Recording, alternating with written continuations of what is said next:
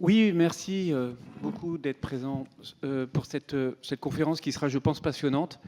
Je dirais peut-être deux mots de toi ou tu te présenteras en tout état de cause. Moi, je suis Pierre Janot.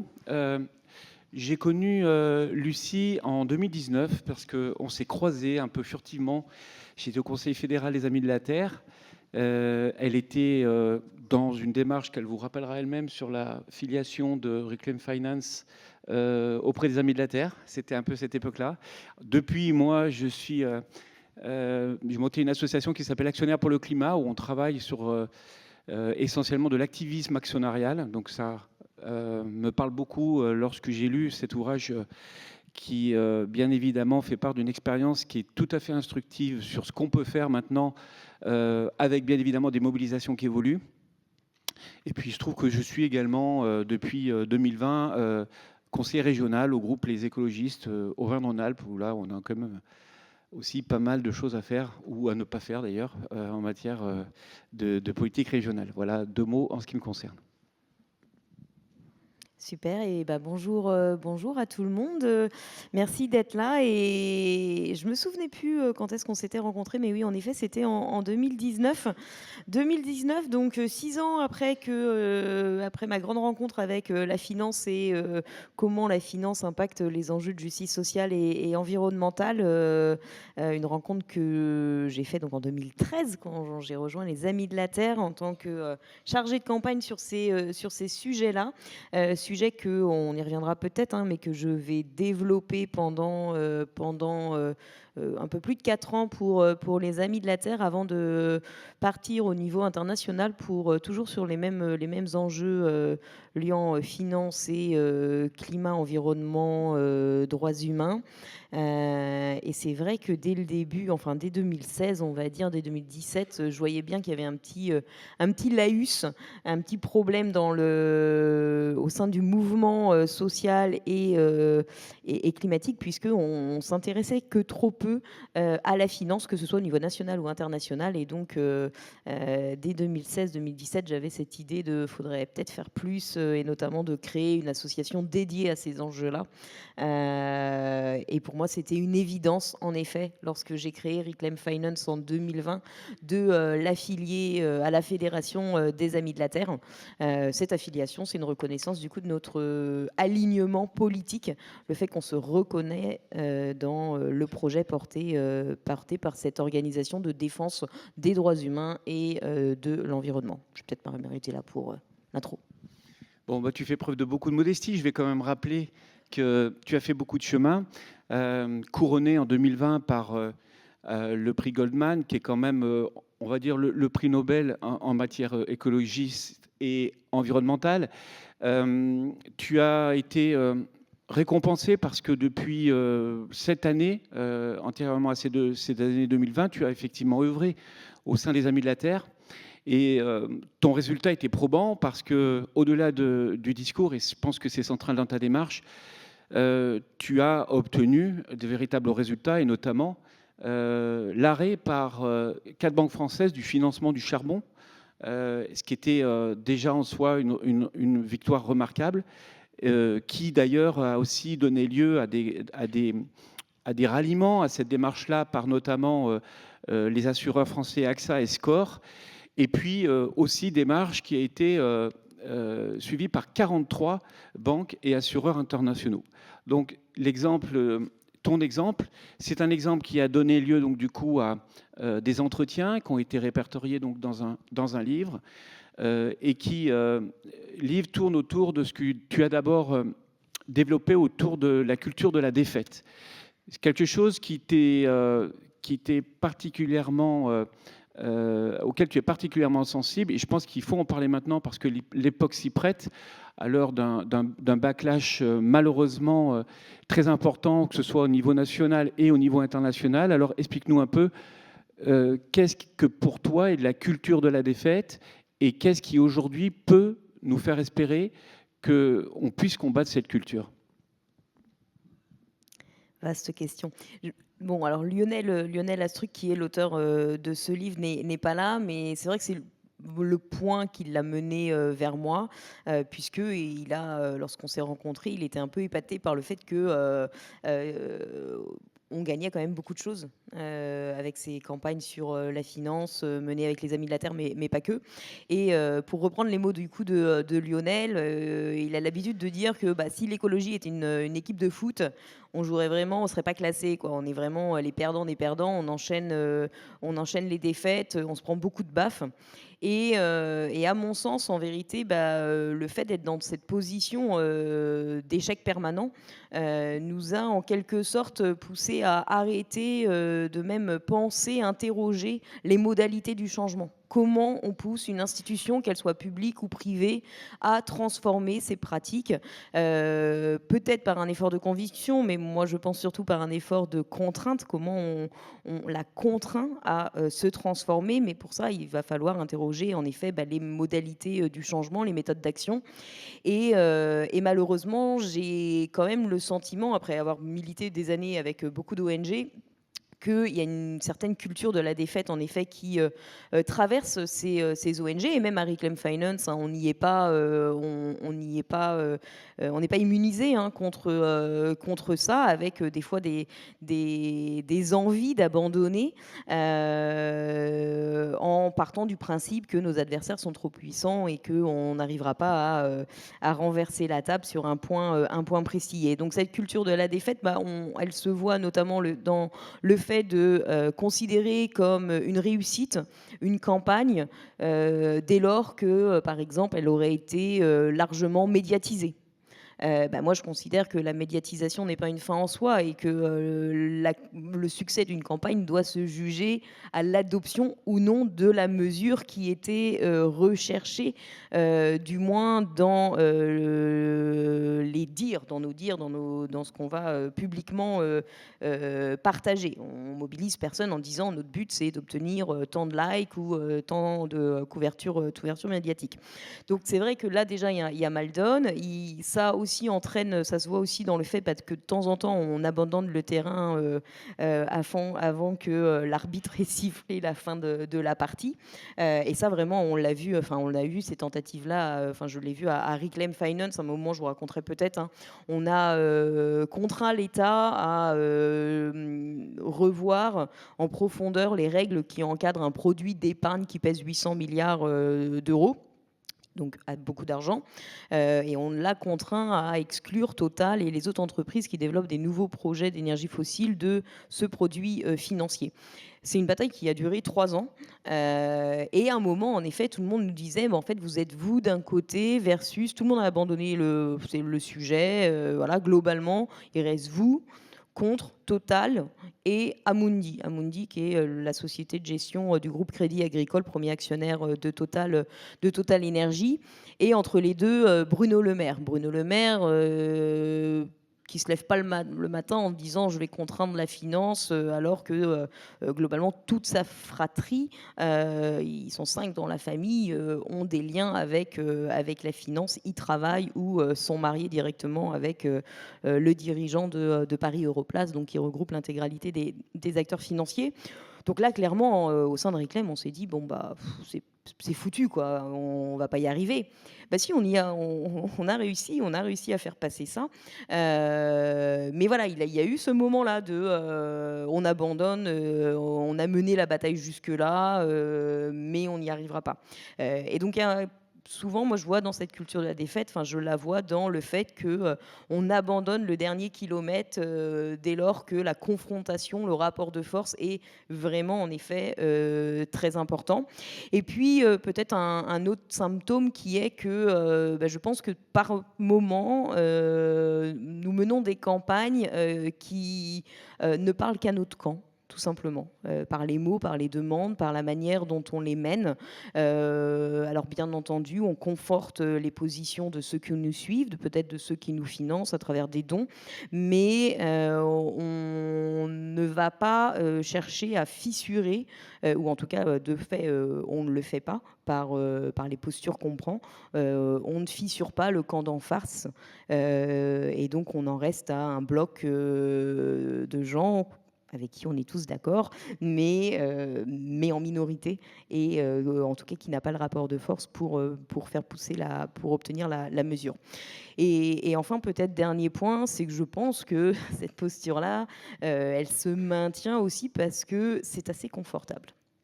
C'est globalement assez confortable puisque chaque défaite pour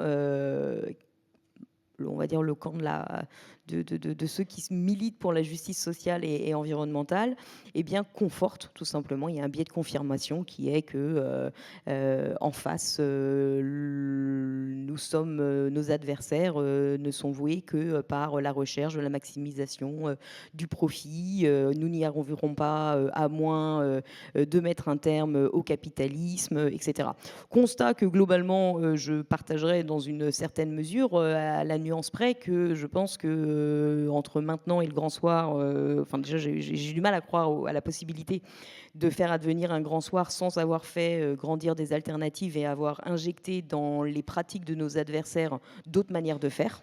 Parce que ça, je pense que c'est essentiel pour pouvoir avancer. Et puis par ailleurs, je pense aussi que, en vérité, chaque bataille et chaque victoire, quand bien même elle est insuffisante en tant que telle, eh bien, se doit d'être arrachée.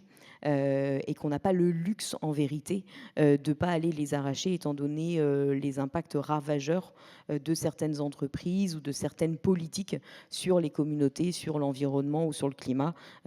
Si on peut diminuer leur capacité de nuire et arracher des victoires en faveur d'un peu plus de défense de droits ou autre, eh ben, ça vaut le coup de le faire. La question, en effet, c'est de peut-être le faire en essayant, à travers chaque victoire, d'injecter, de faire valoir une autre manière de faire qui demain nous mène vers voilà, un changement de système. C'est notamment ce qu'on a pu faire avec le charbon. Avec le charbon, on a mené, moi quand je suis arrivée aux Amis de la Terre en 2013, globalement on n'avait jamais rien gagné. On avait, au sens où, sur les banques, hein, je recontextualise, on a gagné beaucoup de choses aux Amis de la Terre ou le mouvement écologiste plus globalement, mais sur la finance, sachant que la finance privée était devenue une thématique ou un objet de mobilisation de la société civile il y a peu d'années, ça s'est lancé vraiment à partir de 2005, et bien à ce moment-là, en 2013, on n'a jamais réussi à pousser une grande institution financière privée à se désengager d'un projet ou à s'engager à ne pas soutenir un type de projet pour des raisons climatiques, environnementales ou de protection des droits humains. Et donc tout l'enjeu va être pour moi de développer cette campagne-là des Amis de la Terre en l'accent sur le charbon, pour des raisons stratégiques, on pourra y revenir si ça intéresse certains, mais de faire en sorte que chaque victoire va aller nous permettre d'aller chercher quelque chose de plus important. Donc on a d'abord poussé Société Générale à se retirer d'un projet, et puis on a bâti sur cette victoire pour aller chercher quelque chose de plus important, un engagement de plusieurs banques à ne pas financer toute une zone où pouvaient se développer des nouvelles mines de charbon, donc en Australie. Et puis à partir de là, on a arraché un engagement du Crédit Agricole à arrêter toutes les mines de charbon dans le monde, puis toutes les centrales. Et puis après, on a multiplié ça, on est allé voir les autres banques et voilà. Et au bout d'un moment, on se retrouve à devoir demander à des banques d'arrêter de financer pas seulement des projets, mais des entreprises. Et là, ça se corse beaucoup parce que la majorité des financements sont à direction des entreprises et pas au niveau des projets. Et l'enjeu, il était double. C'était pas seulement de pousser des banques à adopter des mesures qui arrêtent des financements à certaines entreprises du secteur, parce qu'on comprend très vite que derrière ces mots, arrêter le charbon, il y a des mesures très pratico-pratiques. Ça veut dire quoi concrètement, arrêter de financer le charbon? Le charbon, c'est plus de 1000 entreprises, 6000 filiales dans le monde. Donc ça veut dire beaucoup de choses, et on sait bien qu'une banque ne va pas arrêter de financer des centaines et des centaines de boîtes du jour au lendemain sur tout le secteur, quoi. Surtout quand parmi ces entreprises on va trouver du Engie, on va trouver de EDF, pour le pétrole et le gaz on va trouver Total bien entendu, mais bien d'autres entreprises avec qui il y a des enjeux aussi géopolitiques, nationaux extrêmement forts. Et donc, nous, notre boulot, ça va être de se dire quelles sont les mesures à adopter. On veut pousser les banques à adopter des mesures, ça c'est le premier point, mais très vite, on va se dire, est-ce que quelles que seraient des bonnes mesures? On va s'interroger là-dessus. Ça ressemblerait à quoi des bonnes mesures? Et en fait, à cette époque, il y avait quelques investisseurs qui avaient déjà exclu certaines entreprises du secteur du charbon, mais toutes les exclusions étaient fondées sur la part relative du charbon dans le chiffre d'affaires d'une entreprise. Donc vous prenez une entreprise comme Engie par exemple, qui produit, enfin qui fait plein de choses. Engie à l'époque avait une quarantaine de centrales à charbon, je crois, mais le charbon représentait qu'un pourcentage du chiffre d'affaires d'Engie, qui fait aussi du gaz, du commerce d'énergie, de la distribution, enfin voilà, beaucoup de choses. Et donc la production d'électricité à partir de charbon pour Engie, c'était qu'un pourcentage de son chiffre d'affaires. Et en fait, à cette époque-là, une approche classique des acteurs financiers, pour exclure le charbon, ils vont se dire: ah, je vais exclure les entreprises qui font plus de 50% de leur chiffre d'affaires dans le charbon, parce que la motivation première, ça va être l'argent, bien entendu. Donc c'est dans un contexte où on parle de plus en plus au niveau international de sortie du charbon, les entreprises qui font plus de 50% de leur chiffre d'affaires du charbon risquent demain d'être des mauvais payeurs. Logique. Si on sort du charbon, les entreprises qui sont très exposées au secteur vont plus faire tourner leurs centrales, leurs mines, donc vont perdre de l'argent et donc vont plus pouvoir rembourser les banques auprès desquelles elles ont contracté un prêt. Donc les banques, elles vont se dire, c'est financièrement risqué cette affaire, j'arrête de financer ces entreprises. Nous, ça nous allait, mais pas du tout comme approche. On aurait pu se dire, très bien, on va pousser tous les acteurs financiers à exclure les entreprises qui font plus de 50% ou même 30% de leur chiffre d'affaires du charbon. On va jouer avec leurs arguments, on va leur dire, c'est vraiment une histoire de pognon, la raison pour laquelle vous devez arrêter le charbon. Sauf que nous, on sait bien que cette mesure, elle va avoir un goût d'amertume, parce que lorsqu'on regarde le secteur du charbon, et donc on a vraiment levé le capot et on a regardé l'état des lieux, on a vu qu'il y avait des centaines d'entreprises actives dans l'industrie du charbon, mais qui généraient moins de 20% de leur chiffre d'affaires du charbon. Tout simplement parce que ce sont des mastodontes. On a encore un des plus gros producteurs au monde de charbon qui s'appelle Glencore. Alors à l'époque, moi, c'était le 9e plus gros producteur au monde. Glencore, à l'époque, faisait 6% de son chiffre d'affaires à partir de charbon. Parce que tout simplement ils font énormément de choses. Vous avez aussi des gros conglomérats japonais qui sont dans la même situation, et concrètement, voilà, encore aujourd'hui, vous avez des centaines d'entreprises qui font moins de 20% de leur chiffre d'affaires dans le charbon, mais qui développent des nouvelles centrales ou des nouvelles mines. Or, chaque nouveau projet, nous, d'un point de vue écologiste, on sait que c'est des gens qui meurent, parce que le charbon, c'est une des premières causes de pollution de l'air dans le monde. Et on sait que c'est un réchauffement dégradé du climat. Et donc, du coup, on a poussé des mesures, mais on a poussé des mesures qui n'étaient pas fondées sur le chiffre d'affaires, mais qui étaient fondées sur est-ce que des critères très objectifs fondés sur la science, est-ce que l'entreprise développe ou pas des nouveaux projets dans le secteur du charbon. Et donc, on a obtenu ces mesures-là. Et pour revenir à la question, j'ai fait un petit détour, mais pour illustrer le point, eh bien, oui, chacune de ces victoires était insuffisante, parce que finalement, on parle que de quelques acteurs financiers au début, avant de faire ricochet. Mais surtout, on parle que du charbon. Donc en fait, on sait bien que pour faire face aux enjeux écologiques, il y a beaucoup plus à faire que juste le charbon. Sauf qu'on a injecté dans les manières de faire des acteurs financiers une approche radicalement différente, fondée sur l'impact des entreprises sur le climat, l'environnement, et on a des décisions d'acteurs financiers qui ne sont pas directement motivées par le risque financier associé à leurs investissements. Et ça, on ose imaginer que ça a influencé, entre autres, tout le le paquet réglementaire qui a évolué ensuite au niveau de l'Union européenne avec le Green Deal et avec les mesures de réglementation de la finance durable, qui malheureusement ont été détricotées depuis, mais c'est une autre affaire. Oui, alors justement, c'est une question un peu centrale. Tu nous as fait part alors, sur cette culture finalement du résultat, qui est la vôtre, qui pourrait s'opposer à ce que tu évoquais tout à l'heure, peut-être ce fait de pouvoir se contenter parfois de communiquer et pas forcément d'atteindre des résultats. On voit bien en 2026, aujourd'hui, les états d'esprit ont complètement changé. Il y a des évolutions qui ne sont pas des révolutions, hein, mais qui sont quand même de l'ordre d'assumer aujourd'hui un désengagement environnemental. Et ce qui était, entre guillemets, bankable au temps des accords de Paris ne l'est plus forcément. Et donc, et tu l'as dit justement tout à l'heure, il n'est pas question de moraliser des administrateurs, dont c'est d'ailleurs pas ni le sujet ni l'objet.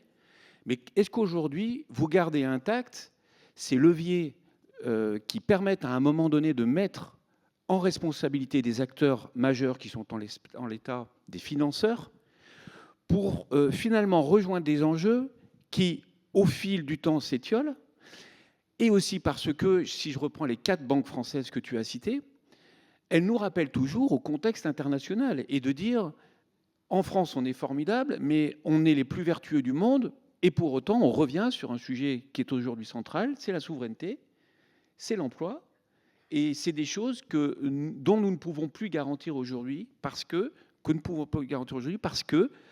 on a malheureusement des défections, des reniements, des grands renoncements. Et est-ce que ça, en 2026, n'est pas un peu différent de ce que tu as pu réaliser dans le passé?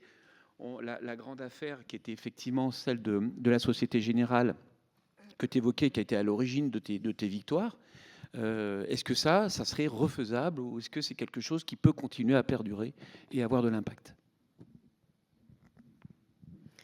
Alors, tu as tout à fait raison pour dire que le contexte est radicalement différent avec celui des dernières années. Globalement, entre la COP 21, donc conférence interpartie des Nations Unies sur le climat qui s'est tenue à Paris en 2015 et qui a vraiment lancé la dynamique climat et qui a imposé le climat à l'agenda des acteurs financiers. Après cette COP, il y a eu globalement, on va dire, 5-6 années de grande mobilisation sur le climat, où le climat s'est imposé à l'agenda de tout acteur économique, politique. Il y avait une forte mobilisation de la société civile, hein. Le mouvement climat qui avait émergé un peu avant la COP 21 s'est renforcé par la suite, a trouvé des nouvelles sources de soutien, ou en tout cas des nouvelles formes d'expression avec les marches pour le climat. Il y a eu Fridays for Future, lancé notamment sous l'impulsion de Greta Thunberg. Voilà, donc on était dans une dynamique extrêmement porteuse qui faisait qu'on maintenait le sujet à l'agenda des acteurs économiques et politiques qui, à l'époque, dans tous les cas, n'avaient pas d'autre chose, ne pouvaient pas l'ignorer, ce sujet. Et du coup, quitte à ne pas l'ignorer, autant le reprendre à leur compte et se faire eux-mêmes les défenseurs du climat, avec beaucoup, bien entendu, de greenwashing. Mais dans cette dynamique-là, il y a toujours des choses qui se passent par ailleurs parce qu'ils sont bien obligés quand même de donner des gages à un moment de leur action en matière climatique. Et donc, on a eu ces belles années-là qui se sont interrompues globalement avec l'invasion de l'Ukraine par la Russie, où là, on a commencé à voir des premières tentatives de mettre en pause l'élan, que ce soit au niveau réglementaire ou des acteurs privés. Je ne rentre pas dans le détail, mais peut-être juste un seul. C'est justement ce paquet de réglementations qu'on a eu au niveau de l'Union européenne, qui a été développé à partir de la fin des années 2010, qui a été attaqué à partir de 2022. Et ce qui est intéressant, c'est que, alors bien entendu, ça va prendre de l'ampleur et le détricotage va être possible en raison de l'alliance de la droite et de l'extrême droite au niveau européen. Ceci étant dit, le détricotage, il commence avant. Il commence avec Emmanuel Macron dès 2022. C'est lui qui appelle à une pause réglementaire, disant non, il ne s'agit pas de détricoter quoi que ce soit, il s'agit juste de mettre en pause, de donner un peu d'aération à nos entreprises. On voit émerger l'argumentaire compétitivité et compagnie. Et puis très vite, en fait, de simplification, on passe à de la simplification. Et en vérité, derrière la simplification, c'est un massacre des réglementations en place. Mais ce qui est intéressant, du coup, c'est de voir que cette dynamique, pas seulement de mise en pause, mais d'attaque contre les mesures environnementales et climatiques, va être portée ou soutenue peut-être avec un certain esprit de collaboration par certains, par des institutions ou des individus qui, 4 ans auparavant, ont fait tout l'inverse. C'est que ces réglementations, elles ont bien été votées. Elles ont été votées par ceux qui vont contribuer à les détricoter. Donc ça, c'est quand même intéressant parce que ça nous donne une petite piqûre de réalité que une avancée n'est jamais gagnée, n'est jamais pérenne, qu'il faut jamais baisser la garde. Et peut-être qu'on a un peu trop baissé la garde, ou peut-être que et au-delà de baisser la garde, et vraiment là je fais mon autocritique, je pense qu'on a baissé la garde, et je pense aussi que on a péché par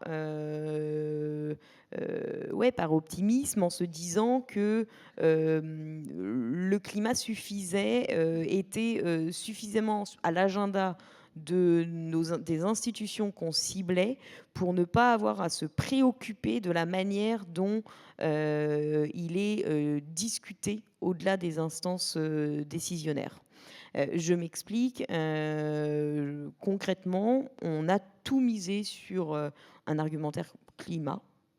Même nous, nos campagnes sont hyper techniques, fondées sur la science, ce qu'il faut faire ou ne pas faire pour tenir une trajectoire permettant de limiter le réchauffement à 1,5 degré. Et on perd beaucoup de la substance des sujets pour lesquels on se bat, en fait. On ne se bat pas pour un 5 ou un 6, on se bat pour la défense des droits humains, on se bat pour une diminution des inégalités, on se bat pour que tout le monde ait un droit et un accès à une alimentation saine, puisse se loger, ne doivent pas avoir à faire le choix l'hiver de manger ou se chauffer, puisse aujourd'hui, dans un contexte où il y a beaucoup d'inondations et autres, puissent avoir accès et se payer une assurance, etc. Voilà les enjeux dont on aurait dû se saisir et mettre en avant. Sauf que comme nos cibles parlaient climat d'elles-mêmes, on pouvait en fait les attaquer et les mettre en contradiction sur ce terrain-là sans véritablement aller au-delà. Et d'ailleurs, c'est peut-être ça permet aussi de rappeler qu'aux Amis de la Terre, les Amis de la Terre est une organisation qui se bat contre les énergies fossiles depuis toujours. Ça fait partie de l'ADN des Amis de la Terre, association connue pour le combat contre le nucléaire, mais qui a toujours aussi combattu les énergies fossiles. Et en vérité, on a commencé à tout axer sur le climat à partir de 2013, moi quand je suis arrivée, pour des raisons opportunistes. La COP 21 va arriver et donc on va pouvoir coincer nos adversaires sur ce terrain-là. Et donc, il fallait le faire, mais il fallait peut-être pas déserter les autres terrains. Et donc aujourd'hui, si on veut en effet mener des campagnes qui génèrent du soutien, mettent en difficulté les institutions publiques ou privées et puissent permettre de faire avancer des avancées, il va falloir entrer en écho avec les préoccupations sociétale actuelle. Une campagne, c'est ça, c'est quelles sont les préoccupations sociétales et comment on y répond à travers nos campagnes. Et donc ça va être en effet l'enjeu, l'accès à l'assurance concrètement, puisqu'aujourd'hui on a 1500 collectivités territoriales qui ont des difficultés à s'assurer. On a un mal... Alors justement, c'est sur ce sujet-là, tu relèves dans tes entretiens la dissonance cognitive d'une compagnie d'assurance qui elle-même indemnisant, et on peut parler aujourd'hui de la situation qui se produit actuellement dans le Grand Ouest en France, dans le Sud-Ouest, avec des premières évaluations qui viennent de tomber à plus d'1 milliard d'euros d'indemnisation, et ces mêmes assurances qui sont quand même capables, à un moment donné, d'aller financer de la fracture hydraulique aux États-Unis ou d'autres. Et donc, est-ce que du coup, on a l'impression que les banques, les assurances, sont les éternels mauvais élèves, à tout du moins ceux qui vont faire bonne figure à un moment et puis rattrapés par la patrouille. Il y avait d'ailleurs, tu t'en souviens, le Grand Prix Pinocchio. Et le Pinocchio, le nez s'allonge, parfois il rétrécit quand il revient à la raison. Mais on a l'impression que les banques sont constamment sous surveillance et si on ne les lâche pas, elles reprennent des atavismes. Et elle se tourne, si on ne le reprend pas, à financer ce qui n'est pas finançable. Alors la question, elle est un petit peu celle-là. Est-ce que c'est des engagements forts ? Est-ce que cet, entre guillemets, entrisme fonctionne véritablement ? C'est-à-dire, est-ce qu'à un moment donné, et je pense qu'on s'interroge tous ici sur comment on peut se mobiliser le plus et être le plus efficace possible dans nos engagements, c'est est-ce que quelque part, ça n'a pas aussi parfois ses limites? Tu rappelais les, les chiffres qui sont quand même hallucinants de ce que le secteur bancaire continue à financer dans les énergies fossiles. Et non seulement ça ne stagne pas, mais ça ne cesse d'augmenter. Donc voilà, cette question aujourd'hui de pouvoir discuter avec les institutions, se reposer parfois sur elles, et tu parlais notamment de l'Agence internationale de l'énergie, qui est un vrai acteur qui aurait pu, à un moment donné, pousser les compagnies pétrolières à réviser leur schéma. Est-ce que tout ça, ça fonctionne véritablement à la fin? Si tu veux bien, je vais quand même finir la question d'avant avant de répondre à celle-ci, sur le fait de ne plus aller chercher nos cibles sur le terrain climatique et aller les chercher du coup sur les préoccupations, communes, hein, de nous tous, individuelles. Je parlais de l'assurance, mais il y en a plein d'autres, la santé. Mais il y a aussi aller les chercher sur leur propre terrain et pour pointer les contradictions. Et notamment, tu as mentionné la compétitivité ou la souveraineté. En effet, 2 mots qui se sont imposés dans toutes les... je fais beaucoup de conférences avec des acteurs financiers. Il n'y en a pas un qui ne mentionne pas 3, 4, 5 fois le mot souveraineté. Avec peut-être l'exception pour Maïf, qui les prend à contre-pied pour parler de souveraineté alimentaire. Sinon, c'est des définitions et des usages beaucoup plus classiques. Et ben là, il y a quand même à faire en fait sur ce terrain-là aussi, pour bien montrer qu'à la fin, les acteurs financiers, globalement, ils agissent au niveau international et ils se fichent quand même pas mal que derrière ces mots souveraineté et compétitivité, en vérité, ils roulent que pour eux. Et ça se souligne notamment lorsqu'on montre que des banques, Crédit Agricole notamment, qui a fait sien ce discours de protection de la compétitivité européenne et de la souveraineté, est un des premiers financeurs du gaz naturel liquéfié au niveau international, notamment en raison de ses soutiens massifs au secteur gazier, donc états-unien. Le gaz naturel liquéfié, c'est une méthode de transport du gaz. Traditionnellement, ça se transporte plutôt par pipeline, par gazoduc. Et aujourd'hui, histoire de s'affranchir des frontières, on exporte le gaz sous forme liquéfiée. Et donc aujourd'hui, les États-Unis sont un des premiers exportateurs de gaz naturel liquéfié, et l'Europe est le premier importateur de gaz américain. Et les projections montrent que ça devrait continuer ainsi et s'amplifier. Et donc, clairement, alors que Trump est très très clair sur le fait d'utiliser l'outil énergétique comme moyen de domination géopolitique, on a des banques qui d'un côté parlent de la souveraineté et de la compétitivité européenne, mais de l'autre sont les financeurs de la stratégie trumpiste à travers le financement du GNL. Je parle de Crédit Agricole, mais il y a quelques semaines, le 20 janvier, il y a eu une transaction où il y avait toutes nos banques françaises, nos grandes, donc Crédit Agricole, Société Générale et Banque Populaire, Caisse d'épargne, dans le financement d'un terminal d'exportation de gaz naturel liquéfié. Donc il n'y a pas que Crédit Agricole. Donc ça, c'est juste pour rappeler les nouveaux enjeux dont on va devoir se saisir.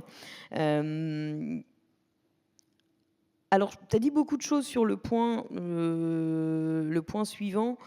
La question fondamentale, c'est est-ce que ça marche? Moi, je pense qu'en tout cas, on n'a pas le luxe d'arrêter et que oui, ça marche, encore une fois, à condition de maintenir la pression. On entend beaucoup parler en ce moment de backlash écologique, retour en arrière. Et en effet, ce retour en arrière, il est fondamental sur la réglementation européenne, notamment. Ceci étant dit, on n'est pas du tout dans un moment de backlash pour l'instant et de retour en arrière au niveau des superviseurs financiers, par exemple. Donc vous avez encore la Banque centrale européenne ou d'autres superviseurs financiers qui, eux, continuent à agir et à adopter des mesures pour la BCE inédites en matière d'encadrement des activités des acteurs privés pour les contraindre à se détacher quand même un peu plus des énergies fossiles. Donc ça, on a eu une grosse avancée l'année dernière, alors que le backlash était vraiment déjà extrêmement fort. Et puis du côté des acteurs privés, en vérité, pour l'instant, on ne voit pas de retour en arrière. Du moins, il faut différencier. On voit que tous les engagements qui ont été pris sont tenus pour l'instant. Alors après, on peut dire les engagements sont insuffisants, ce qui nous amène à l'autre débat qui n'est pas, qui est comment on va chercher de nouvelles mesures, non plus sur le charbon, mais là, par exemple, sur le gaz naturel liquéfié. Mais donc, on n'est pas pour l'instant sur des retours en arrière. Je dis que ce qui a été gagné l'a été, et notamment de certains établissements. Je pense que dans tous les cas, la dynamique est inarrêtable de sortie progressive des énergies fossiles, que toute la question, c'est quel est le timing qu'on va imposer à ces institutions. Et là, je pense que chez certaines, ça va être difficile de faire autrement, notamment parce que les 5 années qui ont suivi la COP21 ont été accompagnées quand même pour certains acteurs financiers, de beaucoup de formations et aussi d'auto-greenwashing en interne. Et qu'aujourd'hui, en fait, changer une boîte, ça veut dire aussi aller transformer, faire en sorte que les salariés des boîtes accompagnent ce changement-là. C'est très difficile quand même de faire face à des conflits internes. Ils n'en sont pas étrangers, hein, ils licencient en masse, donc ils en ont. Mais là, il y a eu des lames de fond quand même au niveau de certaines boîtes. Personnellement, je ne pense pas que certaines pourront revenir comme en l'an 40 et à financer tout et n'importe quoi sur les énergies fossiles, notamment parce que ce serait très difficile, je pense, vu la transformation du tissu interne. Alors peut-être dernière question, et puis on aura l'occasion de vous donner la parole. Je fais circuler le micro. Quelque chose qui m'a beaucoup, entre guillemets, amusé, mais au-delà de m'amuser, elle est aussi quelque chose qui caractérise ce qu'est Reclaim Finance et ce qui a été pour toi quelque chose d'important. C'est de pouvoir discuter. Ça va jusque parfois s'habiller de manière à pouvoir être crédible, hein. C'est donc assumer que on va rester dans un code vestimentaire, mais ça, j'allais dire, c'est anecdotique.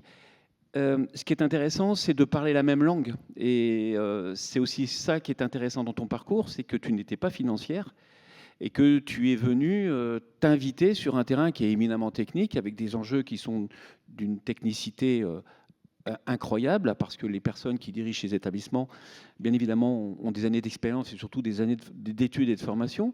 Comment toi, jeune femme, tu as réussi à t'inviter, être crédible et arriver à la fin à des vrais résultats qui ont d'ailleurs été salués par, j'allais dire, la communauté financière elle-même? Alors avant la question de comment, la question c'est déjà pourquoi. Parce que c'est pas forcément naturel pour beaucoup d'ONG d'aller s'asseoir à la table des dirigeants des multinationales ou de leurs équipes.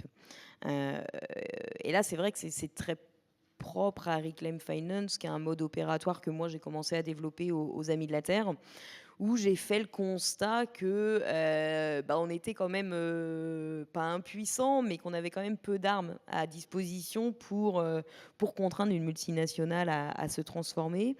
Et du coup, suite à ça, moi j'ai développé un mode opératoire qui repose sur 3 piliers.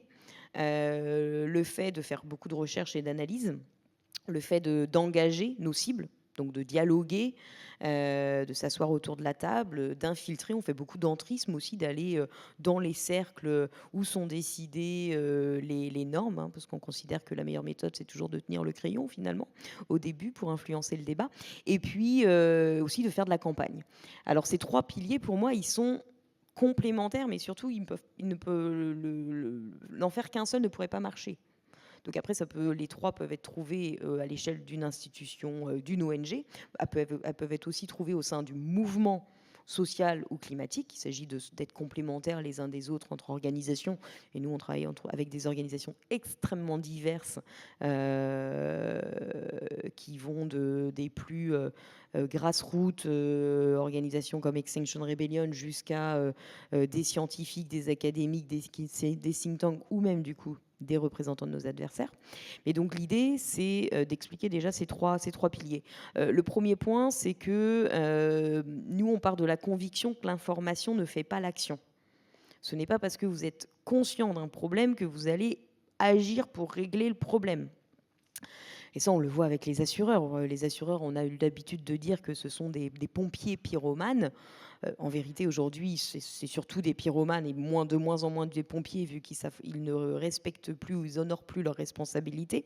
Mais c'est vrai que les assureurs ont sonné la tirette d'alarme liée au dérèglement climatique dès les années 70. On dit souvent Total savait, mais tout le monde savait. Et les assureurs, c'est quand même leur boulot de modéliser les risques. Et donc les réassureurs, premier rapport date de 1973. La conclusion d'un assureur qui sait que ça va être merdique, ça va pas être d'arrêter de nourrir le dérèglement climatique à la cause, ça va être d'augmenter ses primes ou de fuir certains risques. Ce qu'on voit aujourd'hui s'accélérer de manière assez dramatique. Et donc, du coup, l'information ne fait pas l'action. Donc, nous, notre parti pris, une fois qu'on sait ça, c'est qu'il va falloir de la pression. De la pression, c'est faire campagne, c'est délivrer les bons points, délivrer les mauvais points, donc publier des rapports, faire de la communication, organiser des actions de désobéissance civile, voilà. Ce qu'on attend classiquement lorsqu'on entend les 3 petites lettres ONG. Ceci étant dit, faire une campagne, encore faut-il savoir ce qu'on va chercher.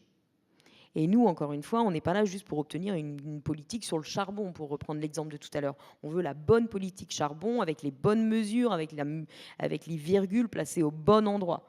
Et donc, ça, il va falloir avoir fait déjà beaucoup de recherches et d'analyses pour poser le diagnostic de ce qui ne va pas, et puis pour pouvoir envisager des mesures à mettre en place et à suivre pour se sortir de ce merdier, si je peux parler ainsi. Et donc, on va faire beaucoup de recherches et d'analyses. Cette recherche et des analyses, ça va nous crédibiliser aussi, parce qu'on va désarmer nos adversaires et les possibles stéréotypes associés au monde des ONG qu'on va nous opposer. Oui, vous avez raison, il faudrait arrêter de faire ça, mais c'est bien beau tout ça. Nous, on est des professionnels du secteur, c'est pas du tout réaliste, l'économie s'effondrait, etc. Donc, nos expertises, nos recherches vont permettre de nous armer en crédibilité, on va rendre la tâche beaucoup plus difficile à nos adversaires pour nous attaquer sur ce terrain-là. Et en parallèle, en vérité, lors qu'on s'arme de chiffres, on va devenir aussi les juges de paix d'une politique adoptée par un acteur financier. Un acteur financier va adopter une politique, les médias savent, ils peuvent venir vers nous pour savoir il faut en penser quoi de cette politique. Et nous, on va leur dire là, la mesure, elle exclut 50% des entreprises qui développent des nouveaux projets de centrales à charbon. Donc ça veut dire qu'il reste ces 50% de biens, mais ça veut dire qu'on est loin du grand soir ou de ce vers quoi il faut aller. Donc ça va nous crédibiliser, ça va nous permettre aussi d'être écoutés aussi et relayés par les médias. Et ceci étant dit, ce n'est pas encore suffisant. Il va falloir aussi engager les acteurs financiers. Pourquoi les engager ? Déjà, si on a des mesures qui sont extrêmement précises, pour des raisons précises, si on veut qu'elles soient adoptées, il va falloir s'assurer que les institutions qu'on cible les connaissent et les comprennent. Donc, il va falloir, à bout d'un moment, quand même, aller toquer à la porte et s'asseoir autour de la table pour avoir des discussions techniques sur ces mesures-là, le problème, leur exposition et compagnie. Il se trouve que, par ailleurs, souvent, on leur apporte une expertise qu'eux-mêmes n'ont pas. C'était notamment le cas au tout début, parce que quand bien même ils ont des moyens extrêmement important et qui pourrait aller chercher ses propres données et poser ce propre diagnostic et compagnie, ils le font pas vu que c'est pas leur priorité. Donc il va falloir que nous on mette les mains dans le cambouis et qu'on accepte de faire ce boulot pour eux si on veut avoir une chance que ces mesures soient adoptées. Et on le voit, les mesures charbon sont les mesures qu'on a pondues, qu'on a finalisées pour l'anecdote avec 2 collègues dans un train en revenance d'Allemagne. Et voilà, donc ces mesures sont directement dans les politiques. Donc ce sont bien nos discussions qui ont permis d'influencer la copie finale. Et la deuxième raison pour laquelle il va falloir dialoguer, c'est qu'encore une fois, on en revient au tout début, quand je suis arrivée aux Amis de la Terre, où j'ai pris conscience qu'on n'avait pas le rapport de force à notre avantage et qu'en vérité, il allait falloir trouver des alliés dans ces institutions. Il allait falloir jouer des contradictions qui traversent ces institutions, qui sont qui pèsent, qui ont des milliers de salariés, avec des motivation et des intérêts contradictoires. Il y a des intérêts contradictoires au sein de toute institution, même familiale, hein, pour faites l'exemple, choisir le film du soir, vous n'allez pas être d'accord, il va y avoir débat, il va y avoir rapport de force, à la fin vous allez regarder un film selon l'issue de la discussion. Et ben vous prenez ça à l'échelle plus plus, toute institution va être traversée par des contradictions. Et donc nous, notre objectif, ça va être de jouer de ces contradictions et de trouver les potentiels alliés avec qui travailler pour faire passer une mesure. Et quand je dis alliés, encore une fois, c'est pas forcément des alliés naturels avec qui on partage la même vision du monde et compagnie. Ça va être des alliés objectifs, c'est-à-dire que là-dessus, sur cette mesure, on est d'accord. Et on va être d'accord potentiellement parce que la personne, à force de lire nos rapports, d'avoir vu des gens témoigner qui sont en première ligne des impacts du charbon ou d'autres choses, qui allaient dans leur bureau témoigner des cancers sur place, des éboulements de terrain en raison des explosions pour aller chercher les veines de charbon, ou etc. La personne, elle se sent peut-être un peu engagée, puis elle se dit, ouais, c'est vrai que c'est vraiment pas bien quand même, parce que là, elle n'est plus sur de l'Excel, elle a de l'humain, elle peut plus faire comme si elle savait pas. Donc ça va potentiellement la motiver. Mais potentiellement, il y en a d'autres qui vont être motivés parce qu'ils partent à la retraite et ils veulent pouvoir dire à leurs petits-enfants qu'ils ont fait quelque chose. D'autres, c'est parce que c'est leur boulot, mine de rien, parce qu'on fait face à des gens qui ont des contradictions, des injonctions contradictoires en interne. Ils sont censés gérer la controverse et des gens comme nous, mais ils sont aussi censés pousser les sujets d'environnement, climat au sein de leur boîte. Et donc, des fois aussi, ils arrivent, ils viennent de prendre leur poste, ils veulent faire leurs preuves et donc ils vont pousser la mesure. Donc, il y a plein de raisons X ou Y qui vont pousser les gens à s'allier avec nous objectivement sur l'adoption d'une seule mesure.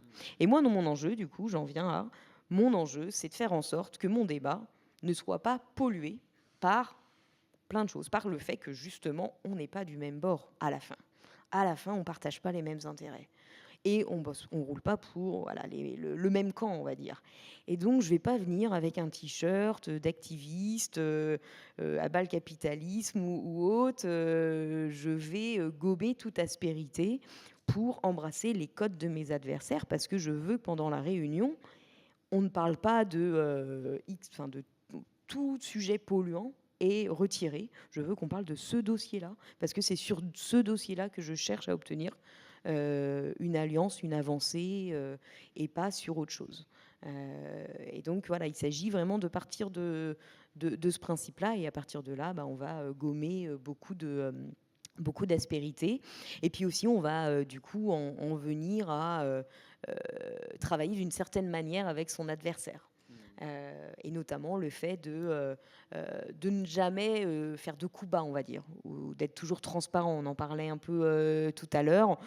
Avant de publier un rapport, la cible est au courant, a relu les données financières, a eu l'occasion de les commenter, a eu le rapport en amont, etc. Et ça, c'est fait pour différentes raisons.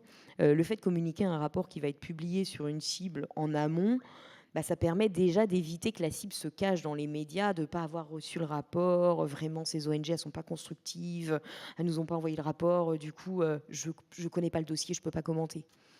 Bien sûr qu'ils connaissent le dossier, mais par contre, je veux éviter qu'ils puissent répondre ça à la presse et se cacher derrière, parce que je suis convaincue que nous, on a tous les beaux arguments du monde, on a raison, donc je ne veux pas cette réponse, je veux que vous deviez assumer une vraie réponse, que ce soit de la langue de bois ou non. En tout cas, vous ne pourrez pas vous cacher derrière l'argument « vous ne saviez pas, vous n'étiez pas averti, on n'en a pas discuté ». Et la deuxième raison, c'est que, encore une fois, si demain on sort un rapport qui génère, et c'est juste un exemple pour dire tout ce qu'on fait après par la suite, mais c'est toujours les mêmes logiques, si on sort un rapport qui fait très mal à un acteur financier, mais public ce serait la même chose, mais surtout financier, et ils n'étaient pas au courant. Ils n'étaient pas au courant, le département communication doit répondre, ils n'ont pas les éléments de langage, ils n'ont rien et compagnie. Qui va être la première personne vers laquelle on va se retourner pour dire tu as merdé? La personne qui est en contact avec nous. Comment ça se fait que j'étais pas au courant alors qu'on te paye pour ça quand même? On te paye pour gérer ces uluberlus là et éviter la controverse. Et donc, si je la mets pas au courant, c'est elle qui va prendre cher en premier. La prochaine fois que je lui envoie un mail, la prochaine fois que je veux porter un dossier auprès d'elle, mais elle n'ouvrira même pas mon mail. Parce qu'elle n'a pas envie de me voir, etc. Parce que je suis absolument pas constructive et au contraire, je l'ai mise en difficulté. Alors qu'au contraire, si je lui donne début de l'année, by the way, cette année, on va travailler sur ça, ça, ça, que je lui envoie le rapport, etc. Je lui donne l'opportunité de faire remonter à sa hiérarchie le dossier en disant voilà ce qui va se passer, voilà ma petite analyse de risque, et à la fin, ma direction prend les décisions. Et donc, nous, on a besoin voilà, de ces gens-là pour créer des alliances, et parce que, in fine, c'est quand même eux aussi qui vont pouvoir naviguer au sein des institutions. Ça m'est arrivé de mettre des dossiers sur la table d'acteurs financiers. Je me souviens d'un dossier où je voulais mettre le gaz sur la table. J'étais encore aux Amis de la Terre, donc c'était compliqué parce que on avait tous fait on a tous été biberonnés à l'idée que le gaz c'était parfait. Donc il m'a fallu quand même plusieurs mois pour juste le convaincre qu'il y avait un problème avec le gaz et qu'il fallait s'y pencher. Au bout d'un moment, il a compris. Alors c'est une personne avec qui on avait déjà travaillé beaucoup sur des dossiers. Et il m'a dit, OK, et je savais, cette personne, on avait construit une relation, donc je savais ce que ça voulait dire. Ça ne servait à rien d'en dire plus. Par contre, 3 mois après, il m'a rappelé pour dire, Lucie, c'est bon, on peut y aller, j'ai assez massé en interne. Les conditions sont réunies pour qu'on puisse ouvrir le dossier.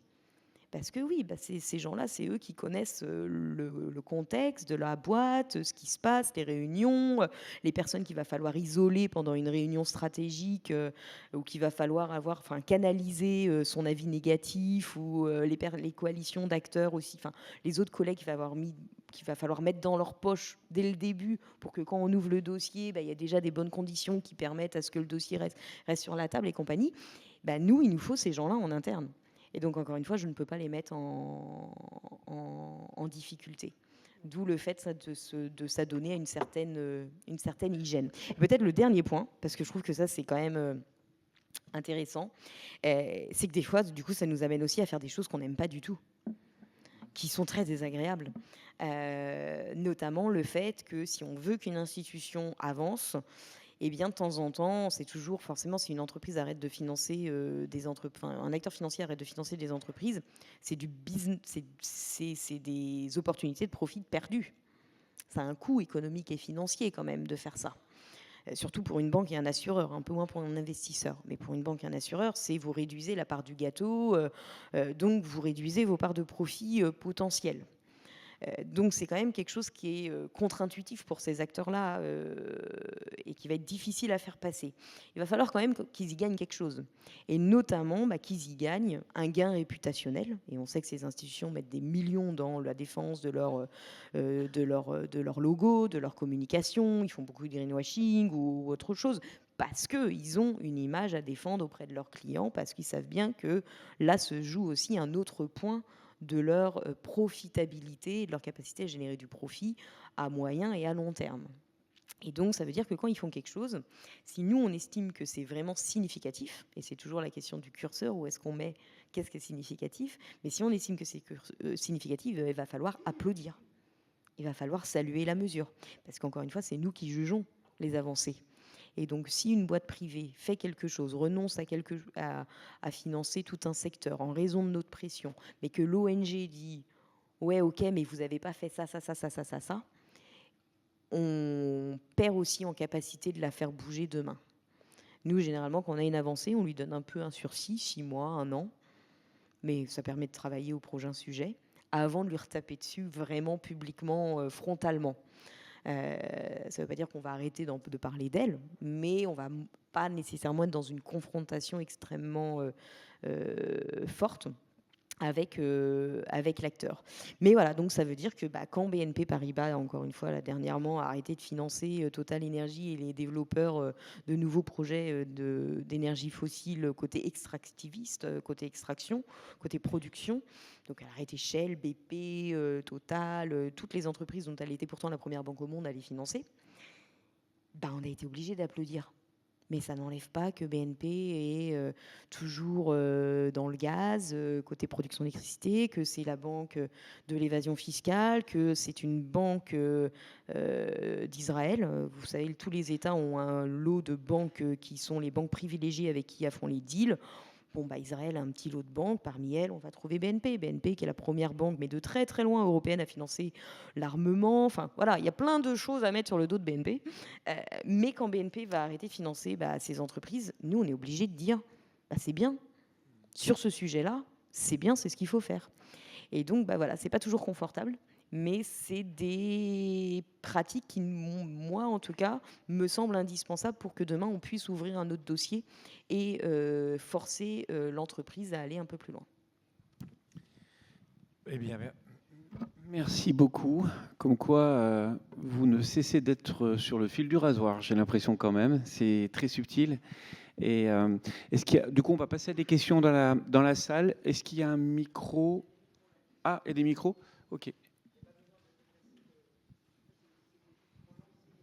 Ok. Voilà, la première étant la plus dure. Première question.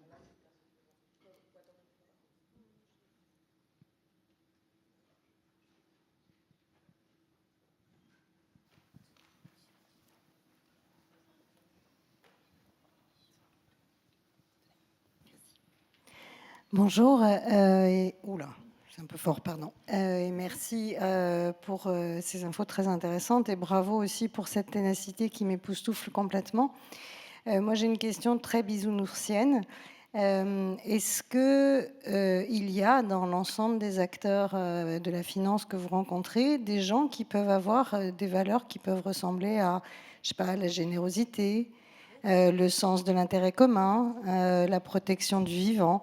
Ou est-ce que c'est complètement lunaire pour eux? Ça, c'est ma première question. Et ma deuxième question, c'est comment vous faites pour ne pas péter un câble?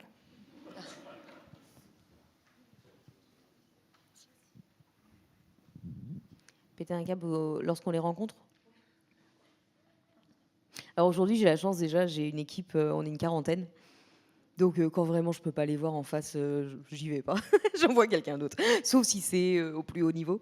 Mais oui, parce que c'est vrai, hein, on a, bah, on est obligé de rencontrer des gens et bah, de fait, il y a des gens très sympas, en fait. Il y a des gens très sympas, il y a des gens, qui se retrouvent là aussi par des parcours de vie. Moi, je suis le résultat, de plein de déterminismes que je peux facilement expliquer.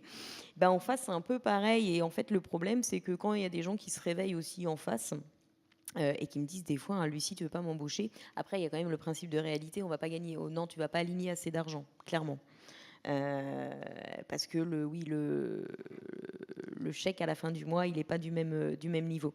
Mais ceci étant dit, donc, c'est un secteur qui est très divers et donc on rencontre des gens qui profondément sont convaincus enfin voilà, de tout, enfin, ont les valeurs de générosité ou protection de la nature ou autres que vous mentionnez, ils vont les porter. Et puis oui, vous avez après les stéréotypes de gens cyniques qui en ont rien à foutre et qui sont assez détestables. Il y a vraiment de tout. Il y a vraiment, vraiment de tout. Ce qui fait aussi que des fois, il y a des réunions, enfin, il y a des réunions qu'on fait en deux fois. Ça nous arrive, ça. D'avoir, parce qu'il y a des gens en face, dans les institutions qu'on rencontre, qui savent aussi comment utiliser les ONG. Ça arrive, des gens assez intelligents, vraiment assez politiques pour savoir quelles sont les conditions que je dois réunir en interne pour faire bouger ma boîte et comment travailler en bonne intelligence avec les ONG. Donc ça nous arrive des fois enfin moi ça m'est arrivé deux fois, dans un sens comme dans un autre. Une fois de prendre mon téléphone, j'écrivais un rapport. Le rapport était déjà bien, mais il manquait un petit peu de croustillant. Et je savais que j'avais une info qui était croustillante pour le coup, mais qui m'avait été donnée de manière confidentielle. Or, les infos qu'on publie, nous, à travers nos rapports, qui sont à charge, hein, globalement, c'est des infos qu'on a pu obtenir par d'autres biais que les réunions qu'on a eues avec les acteurs financiers, qui sont des réunions confidentielles. Et donc, là, j'ai appelé mon interlocuteur pour lui dire clairement, je suis en train d'écrire ce rapport, il y a cette info que tu m'as donnée, ça serait bien que je puisse la mettre dedans.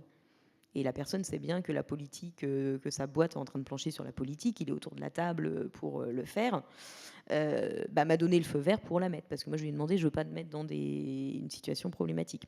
Inversement, ça nous est arrivé d'avoir des acteurs financiers, soit pas forcément en rendez-vous, mais lorsqu'on se croise dans les couloirs ou autre, parce que c'est ça aussi la réalité du plaidoyer, c'est aussi du lobbying, hein, ça passe aussi par un café après une conférence ou autre, qui nous fait passer le message. Là, ça fait un moment que vous ne nous avez pas interpellés, ce serait peut-être pas mal, voilà, de le faire. Donc on a de tout, vraiment on a de tout. On a des gens qui nous envoient aussi, alors ça c'est plutôt anonyme, qui nous envoient des informations qu'ils pensent nous être utiles. C'est rare mais ça arrive. On a une jolie lettre sur notre bureau, sur notre frigo à Reclaim Finance d'un salarié d'Amundi qui nous avait envoyé tout un dossier qui était vachement cool sur l'état des lieux des ONG. Voilà. Donc vraiment on a en face l'entièreté du monde et donc on arrive à nouer quand même des relations et des relations de travail constructives avec certaines personnes. Inversement, et là je reprends sur ce que tu me demandais dans les coulisses avant, c'est qu'il y a aussi le problème inverse, c'est que nous on doit rester objectif et impartial dans notre notation. Et c'est pour ça notamment nous on applique les mêmes critères à tous les acteurs financiers. Et on a nos outils de notation, soit externes, soit internes.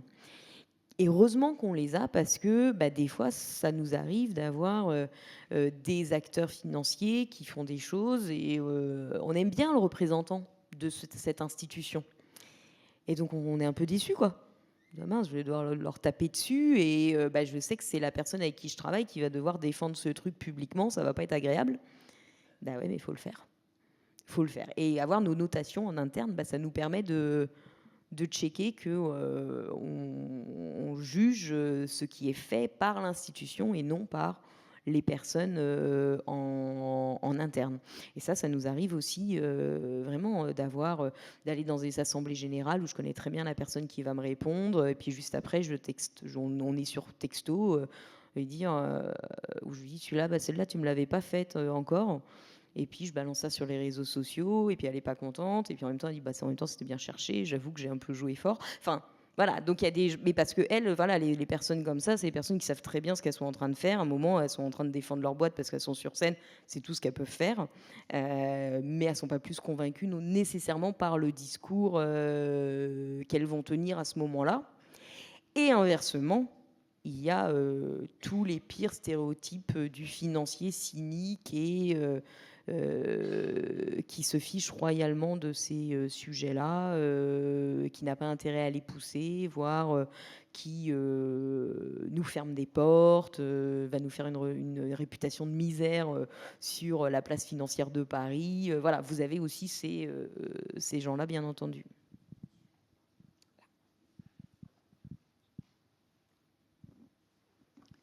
Merci pour cette...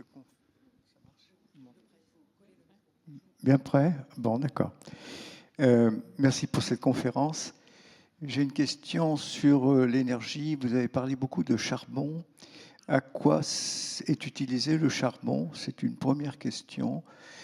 Deuxièmement, les gens que nous sommes ici à Lyon, en France, et voire mondialement, comment pouvons-nous restreindre l'utilisation des énergies fossiles, gaz, charbon, pétrole, au quotidien, qui aurait une répercussion évidemment sur le côté financier. S'ils engagent moins d'argent, que vont-ils faire sans nous ?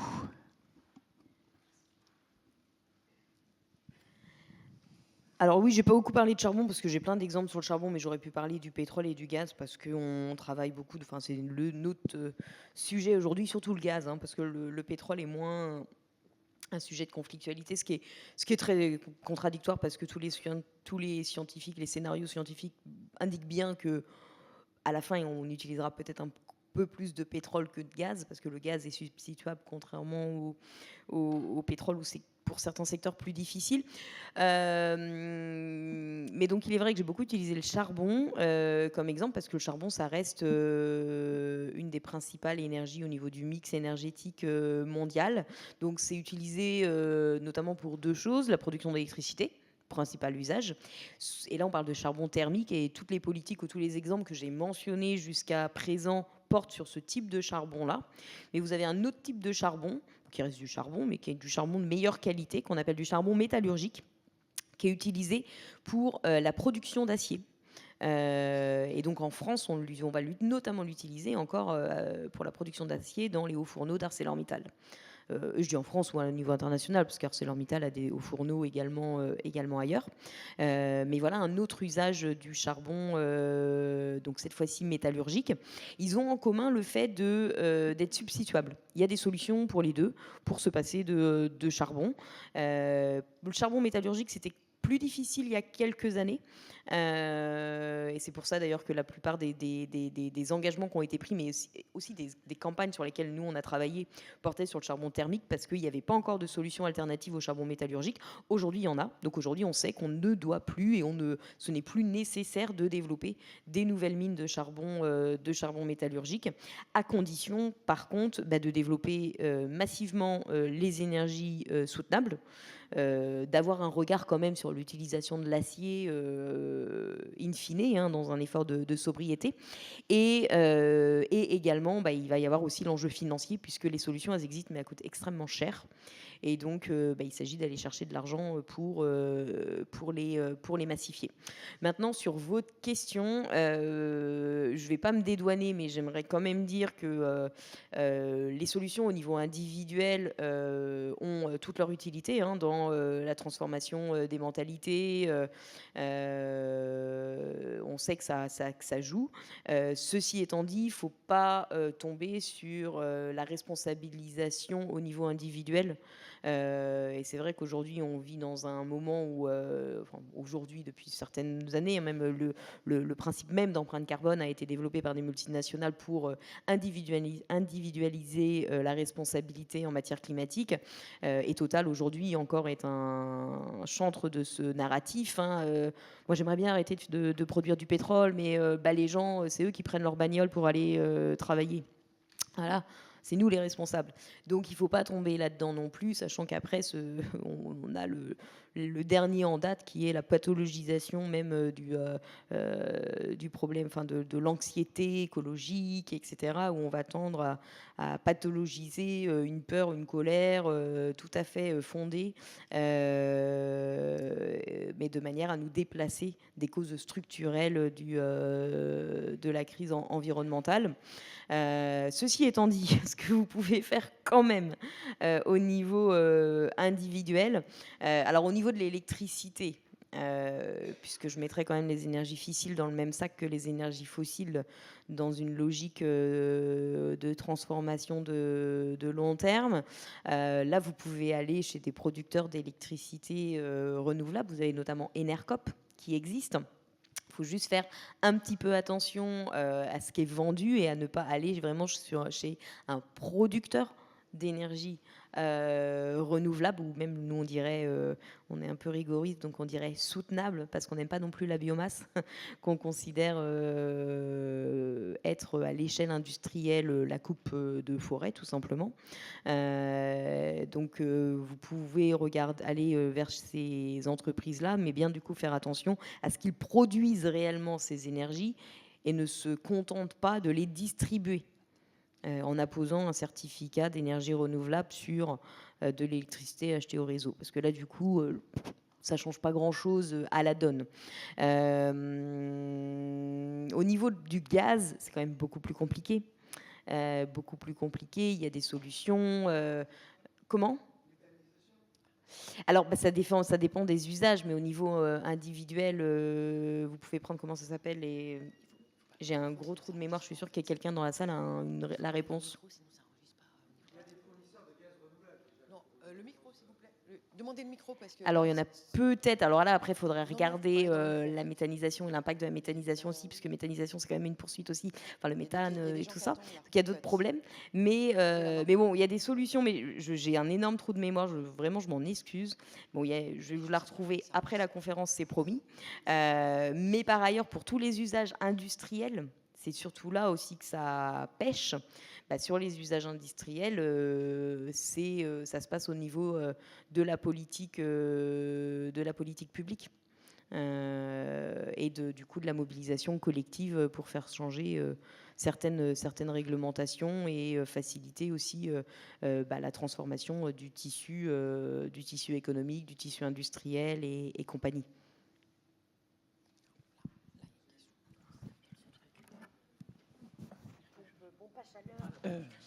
Les pompes à chaleur. Alors, merci beaucoup pour votre engagement et votre méthode. Vous avez parlé d'énergie fissile. Donc, est-ce que votre position à Reclaim Finance, c'est aussi de décourager les investissements des institutions financières vers le nucléaire? Et pour rebondir sur les choses pratiques à faire, est-ce que vous avez des recommandations de produits d'épargne pour des personnes qui veulent être vertueux dans leur investissement avec un minimum de rendement, en gros l'inflation ou plus, quoi? Merci beaucoup. Alors sur le nucléaire, moi j'aurais envie de dire, si vous voulez le faire, faites-le le dimanche. Mais pas les jours de la semaine. C'est une blague, mais c'est parce que le nucléaire représente vraiment très peu au niveau du mix, au niveau international. Et à nos yeux, c'est très clairement pas une solution pour face à la crise, face aux défis climatiques, pour permettre une sortie des énergies fossiles dans les temps. Donc déjà, il y a une question tout simplement pratico-pratique, quand bien même, en effet, on est affilié à la Fédération des Amis de la Terre et que les Amis de la Terre ont une position anti-nucléaire liée à toutes les raisons que vous connaissez, aux déchets, au verrou démocratique que ça pose aussi, puisque ça serait le choix d'une énergie qui enferme des générations et des générations et des générations de manière irréversible. Le problème de l'exploitation de l'uranium dans beaucoup de pays, enfin voilà, tous les autres problèmes qu'on connaît. Moi, je ne poserais pas le problème du risque nucléaire, par contre, dans la même balance. Je ne sais pas aujourd'hui la position des Amis de la Terre exactement dedans, mais c'est vrai que le risque nucléaire me parle moins, étant donné que le dérèglement climatique tue des millions de personnes. Voilà, un risque nucléaire me semble, d'une manière assez égoïste des pays du Nord, de maintenir potentiellement les impacts climatiques sur les populations du Sud global ou autres. Ceci étant dit, voilà, quand on va voir les acteurs financiers, pour revenir à la question, donc au-delà de notre position sur le nucléaire, nous aujourd'hui on les appelle à massifier leur financement dans les solutions. Au début, pendant déjà des années, nous, ONG, on n'a que fait campagne pour demander aux acteurs privés d'arrêter de financer ce qui ne nous convenait pas. Beaucoup de choses, donc. Au-delà des énergies fossiles, les grands barrages aussi, les agrocarburants, enfin, il y a beaucoup de choses. Mais on ne faisait pas campagne pour les demander de financer ce qu'on appelle des solutions, et donc notamment les énergies soutenables. Je pense pour deux raisons. La première, c'est que dans notre monde idéal, ces grandes multinationales de la finance, elles n'existent pas. Donc c'est vrai que leur demander de faire quelque chose n'est pas nécessairement propre à notre ADN. Mais l'autre raison, c'est aussi que ces énergies sont rentables et que on s'est dit un peu naïvement, bon, de toute manière, vu qu'elles sont rentables, ils vont mettre l'argent sur la table.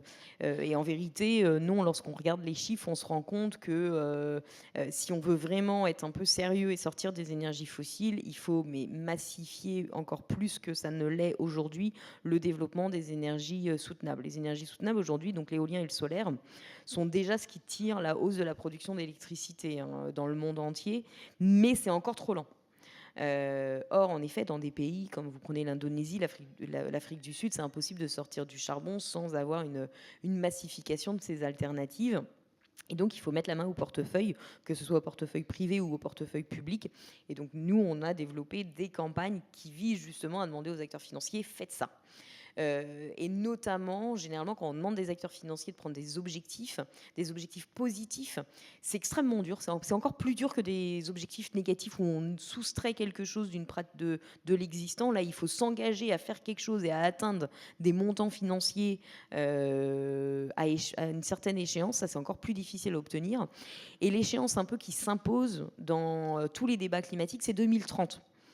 On a beaucoup entendu aujourd'hui on entend moins parler de ce chiffre-là, mais notamment parce que je pense que l'échéance se rapproche de manière un peu dangereuse et on sait bien qu'on n'y est pas. Mais par rapport aux émissions de 2019 ou 2020, il fallait réduire de 50% les émissions de gaz à effet de serre au niveau international. Et donc beaucoup d'objectifs sont adoptés par le politique ou par les acteurs économiques et financiers à l'échéance de 2030. Or, encore une fois, on ne va pas leur dire dans leurs objectifs, et donc notamment avec l'objectif d'atteindre 6 € dans les énergies soutenables pour 1 € mis dans les énergies fossiles à l'échéance 2030, on ne va pas leur demander de mettre du nucléaire dedans. parce que le but c'est de produire du kilowattheure quand même, et le nucléaire n'en produira pas, ou en tout cas c'est très très très très très très hypothétique. Et donc là, nous, les bisounours irréalistes, etc., généralement on appelle les acteurs financiers à faire preuve un peu de réalisme et de ne pas l'intégrer. En revanche, souvent ils l'intègrent, notamment s'ils sont en France, hein, politiquement ils vont l'intégrer. Et là, on ne va pas nécessairement faire une campagne contre eux pour se battre pour qu'ils l'excluent, notamment parce que ça ne représente rien en fait de leur financement. De manière très réaliste, il n'y a que le gouvernement français pour croire que le nucléaire va inonder le monde et en faire tout un battage. Alors, excusez-moi, il ne nous reste pas beaucoup de temps, donc on va prendre les 3 dernières questions. Je suis désolée, là, on n'a plus le temps en fait. Il faudra essayer de faire les questions et les réponses plus rapides. Ouais, non, parce qu'il nous reste 10 minutes. Voilà. Merci beaucoup pour votre présentation. J'ai 2 questions. La première, et comment est-ce que le prix Goldman a affecté votre combat? Est-ce que vous êtes active aujourd'hui au sein du réseau des anciens lauréats? Et est-ce que notamment ça a permis de faire émerger la question de la finance chez les lauréats, peut-être qui en général ne connaissent pas spécialement ce sujet-là? Et ma deuxième question, on a bien compris l'intérêt d'adopter les codes et le langage d'organisations qui sont des adversaires politiques pour faire avancer des dossiers. Et parfois, quand on fait ça, ça peut faire émerger de la confusion dans son propre camp. Et comment est-ce que vous gérez les attaques à votre gauche? Ah, c'est des bonnes questions. Alors la première, je vais être hyper courte. Non, je pourrais, je suis en effet dans la communauté des Goldman, mais en fait, j'utilise je vais être assez soucieuse de mon temps et de l'utilisation de mon temps, et du coup, j'y mets pas vraiment. Je pourrais m'impliquer plus, je pourrais nommer des gens si vous connaissez des gens à nommer. Voilà, vous pouvez toujours me soumettre leur candidature. Voilà, et c'est vrai que c'était la première fois quand j'ai eu le Goldman, c'était la première fois que une personne qui se mobilise sur la finance le reçoive. Et par la suite, il y en a eu d'autres. Il y en a eu d'autres, en effet, donc ça a contribué quand même à mettre ce sujet-là, qui, moi, me semble fondamental, encore une fois, et un angle mort du mouvement social et environnemental, un peu plus sur le devant de la scène, donc j'en suis ravie. Et votre deuxième question, je pense que ça se passe globalement très bien. Ça se passe globalement très bien parce que... les gens savent très bien pour qui on roule, en vérité, parce qu'ils nous connaissent, parce qu'on se côtoie, d'une part. Et je pense qu'en face, d'ailleurs, nos adversaires le savent aussi. Je suis un peu tentée de faire une petite anecdote, mais toute rapide. Pendant les élections et le NFP, Reclaim Finance et très très peu d'autres ONG ont pris position. Parce que moi j'avais l'impression de dire une évidence, de dire qu'on soutenait le NFP. Et il y a des acteurs qui m'ont cherché des noises, parce que c'est vrai que ça pouvait, et la plupart des ONG ne prennent pas position, même dans un contexte aussi évident que celui-ci, de peur des conséquences que ça peut avoir sur leurs relations avec leurs différents pairs de tous les côtés. Et moi j'ai eu des impacts, on a eu des impacts du côté de nos financeurs, donc nos bailleurs, nos propres bailleurs internationaux, qui ne comprenaient pas et qui s'interrogeaient, mais il y a des communistes dedans. Ce qui montre quand même le niveau de déconnexion, si c'est les communistes qui vous font peur dans le NFP. Voilà. Mais nos bailleurs sont internationaux. Mais par contre, j'en ai pas eu des acteurs financiers, quoi. Parce que je pense que les acteurs financiers savent aussi très très bien où est-ce qu'on se positionne. Encore une fois, on est affilié à la Fédération des Amis de la Terre. Le projet politique des Amis de la Terre, il est assez clair. Et par ailleurs, la deuxième raison, c'est que nous, on construit des stratégies d'alliance qui sont extrêmement larges. Donc on travaille avec énormément d'acteurs et on ne cherche pas nécessairement toujours à être visible. Donc en fait, on fait beaucoup de choses avec des acteurs extrêmement variés, parce qu'on estime que pour gagner la bataille, il va falloir qu'il se passe énormément de choses en même temps sur un même dossier, et que ça vienne d'acteurs différents, parce que les acteurs sont positionnés différemment, avec en anglais on dit constituencies, des publics différents et compagnie, que nos cibles écoutent différemment certaines instances, et donc il va falloir mobiliser tout ça, et donc on travaille globalement assez bien avec les autres organisations de la société civile, y compris celles qui ne jouent pas le jeu du tout institutionnel, mais avec qui on va travailler, on va échanger des données, on va pouvoir les équiper aussi en information et si jamais ils souhaitent se mobiliser sur la finance. Merci. Ce sera vraiment la dernière question. Je suis désolée. Là, il nous reste même pas 5 minutes. Il reste 5 minutes. Ok, merci pour la dernière question. Je vais faire court. Moi, je m'intéresse aux investissements pour décarboner, recommandés par le GIEC. Vous vous adressez beaucoup aux institutions et aux grandes entreprises des banques. Et quid de l'épargne des Français? Je crois de mémoire 2021, c'est 6 000 milliards. Quid, par exemple, de faire des campagnes pour rediriger l'épargne vers par exemple, du financement participatif européen? Juste pour vous donner quelques infos, actuellement, financer des batteries, financer des énergies renouvelables ou des stations de charge, il y a des taux d'intérêt à 9,5 voire 10% sur 3 ans. Est-ce que sur Change de Banque, vous n'en parlez pas, par exemple, qui est bien un site de Reclaim Finance, je crois?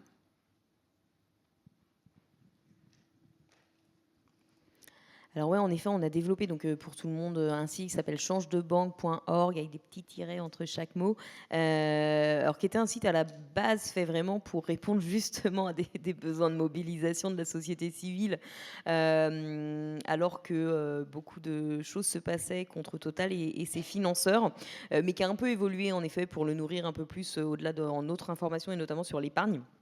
Il n'y a pas le levier que vous mentionnez, monsieur, ça, on pourrait l'ajouter, à condition d'avoir des ressources tout simplement et du temps et des équipes à allouer à ça. C'est vrai que pour l'instant sur l'épargne, on travaille surtout sur, on travaille sur deux choses.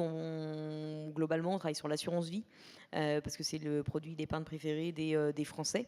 Ce qui questionne pas seulement le contenu de l'assurance vie, la possibilité de labellisation, mais aussi les processus de fiscalisation qui encadrent l'épargne des Français, puisque on a aussi là au niveau individuel des injonctions contradictoires entre les appels nombreux qu'a pu émettre Bruno Le Maire à utiliser votre épargne pour financer la transition, mais en fait on va vous offrir des produits d'épargne défiscalisés qui ne sont pas fléchés vers la transition. Donc voilà, on va travailler sur ce produit-là. Et on va travailler aussi beaucoup sur l'épargne salariale des Français, donc l'épargne qui vous est proposée dans certaines entreprises et qui constitue un levier d'action à nos yeux intéressant, non seulement parce que c'est quand même une somme, une coquette somme derrière, mais aussi parce que ça permet de se mobiliser collectivement au sein des entreprises sur un sujet pour l'instant extérieur au business model de l'entreprise pour laquelle vous travaillez. Et donc nous, on espère d'une part que un petit collectif de salariés, pour prendre un exemple vraiment UBS, il en faut un, vous bossez chez Danone, des milliers de salariés ont de l'épargne salariale, vous n'êtes pas obligé de mobiliser l'entièreté de vos collaborateurs, enfin des collègues pour transformer les produits d'épargne. Donc là, il y a un effet levier qui est intéressant. Et puis, c'est aussi une campagne qui nous intéresse d'un point de vue organisationnel purement, puisque ça veut dire que des salariés commencent à se parler, commencent à s'auto-organiser, et que demain, peut-être toujours chez Danone, vous allez plutôt faire campagne pour arrêter les bouteilles en plastique.